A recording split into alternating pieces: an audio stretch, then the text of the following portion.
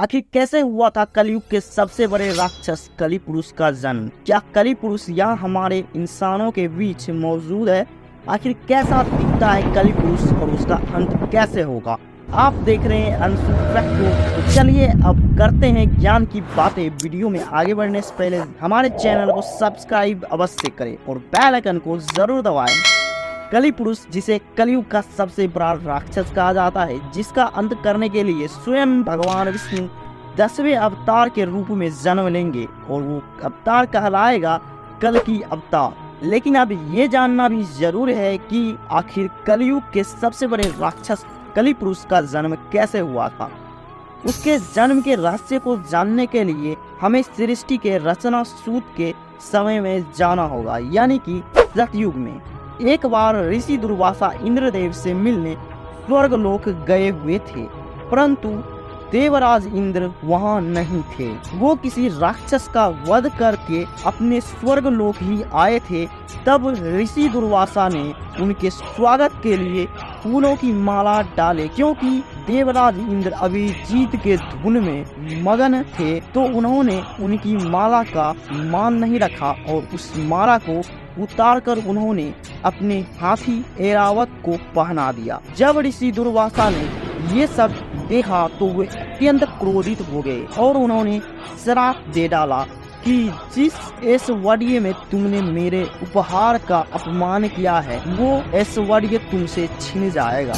उसके बाद धन और मान की हानि होने लगी, देवता कमजोर होने लगे। तब सभी भगवान विष्णु के पास पहुँचे। तब भगवान विष्णु ने उन्हें समुद्र मंथन करने के लिए कहा और बोले कि सभी देवताओं को पुनः स्थापित होने के लिए क्षीर सागर के अमृत की आवश्यकता पड़ेगी। क्योंकि देवता अभी कमजोर थे, इसलिए इंद्रदेव असुरों के राजा बलि से समुद्र मंथन के लिए मदद मांगी। पहले तो राजा बलि ने देवताओं को मना कर दिया, क्योंकि वे जानते थे कि देवता असुरों के साथ छल करेंगे। परंतु गुरु शुक्राचार्य के कहने पे राजा बलि मंथन के लिए तैयार हो गए और कहा कि जो भी समुद्र मंथन में निकलेगा उसका बंटवारा होगा। तब मंत्राचल पर्वत को गरुड़ देव ने अपने चोंच से उठाकर क्षीर सागर ले गए और सर्पराज वासुकी को उस पर्वत में लपेटकर रस्सी के रूप में मदद ली गई।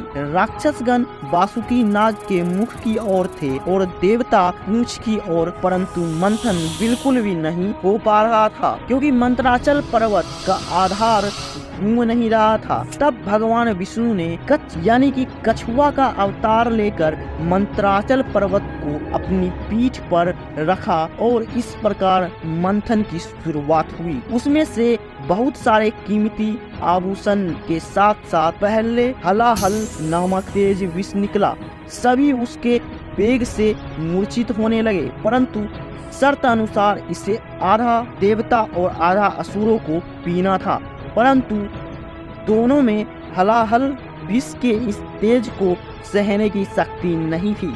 फिर भगवान भोलेनाथ ने भगवान विष्णु के कहने पर विष पान किया। लेकिन सोचिए, जब देवों के देव महादेव भी उस विषपान को सहन नहीं कर पाए तो वो कितना घातक था। भगवान भोलेनाथ ने भगवान विष्णु के कहने पर विषपान तो कर लिया, लेकिन वहाँ पर अति जलन प्रभावित हो रही थी।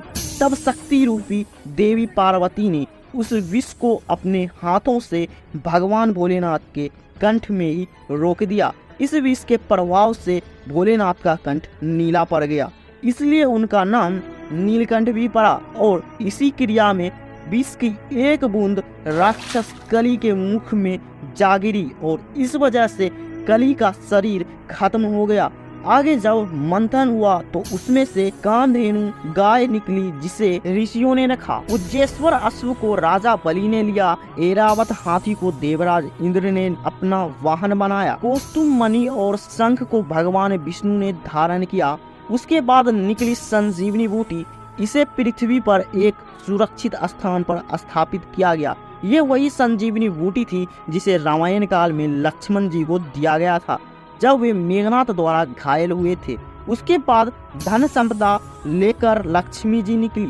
लक्ष्मी जी सभी देवता, ऋषि मुनि, राक्षस सभी लक्ष्मी जी को देखकर चकित थे। वे सभी लक्ष्मी जी को अपने पास रखना चाहते थे, परंतु लक्ष्मी जी ने खुद भगवान विष्णु के पास रहना स्वीकार किया। उसके बाद निकले चंद्रमा, जिन्हें भोलेनाथ ने धारण किया। इसके बाद परिजात वृक्ष और कल्प वृक्ष निकला, जिसे स्वर्ग में स्थापित कर दिया गया।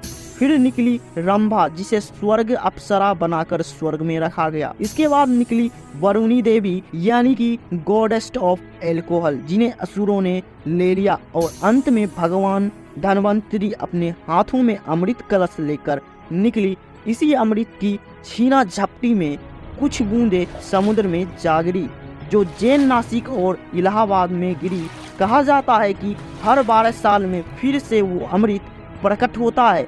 उस वक्त स्नान करने से रोग दोष दूर हो जाते हैं। और इसी अमृत की कुछ बूंदे कली पुरुष को मिल गई, जिससे वह फिर से जीवित हो उठा, परंतु वो भौतिक रूप में नहीं आ सका। अमृत के बंटवारा के लिए भगवान विष्णु ने मोहिनी रूप ले लिया और सारा अमृत देवताओं को पिला दिया। परंतु राहु केतु एक राक्षस ऐसे थे जिन्होंने देवताओं का रूप लेकर अमृत पी लिया, तो भगवान विष्णु ने उनका सिर काट दिया। परंतु अमृत पीने से वो अमर हो चुके थे, इसलिए राहु और केतु अब भी पिंड यानी कि ग्रह के रूप में मौजूद हैं। लेकिन विष की बूंदों से कली पुरुष का शरीर नष्ट हो गया था, जिससे वो मर चुका था। लेकिन फिर से अमृत की बूंद पड़ने पर वह वापस पुनः जीवित हो गया, लेकिन उसके पास शरीर नहीं था। कली पुरुष अभी भौतिक रूप में नहीं आया था, परंतु वो अपनी शक्तियों से इंसान पर काबू पा सकता है। कलयुग के अंत में वो भौतिक रूप में आ जाएगा, तब वो पाताल लोक से असुरी शक्तियों को आजाद करके इंसान पर राज करेगा। तब भगवान विष्णु का कल्कि अवतार होगा, जो 64 गुणों से लिप्त माहिर एक योद्धा होगा, जो अब तक के सबसे शक्तिशाली राक्षस कली पुरुष से लड़ेंगे और इंसानों को उसके प्रभाव से मुक्त करेंगे। परंतु इस युद्ध में कली पुरुष के तरफ से मनुष्य भी लड़ेंगे, क्योंकि तब तक धर्म पूरे तरह से नष्ट हो चुका होगा। इंसान भगवान को पहचान नहीं पाएंगे, परंतु अंत में सब ठीक हो जाएगा और सतयुग का आरंभ होगा। तो दोस्तों, इस प्रकार हुआ कली पुरुष का जन्म। अगर आपको ये वीडियो अच्छी लगी हो तो इस वीडियो को लाइक करें और हमारे चैनल को सब्सक्राइब करें और ज्यादा से ज्यादा शेयर करें। मिलते हैं अगली बार एक खास वीडियो के साथ, तब तक के लिए कमेंट में लिखें जय श्री हरि।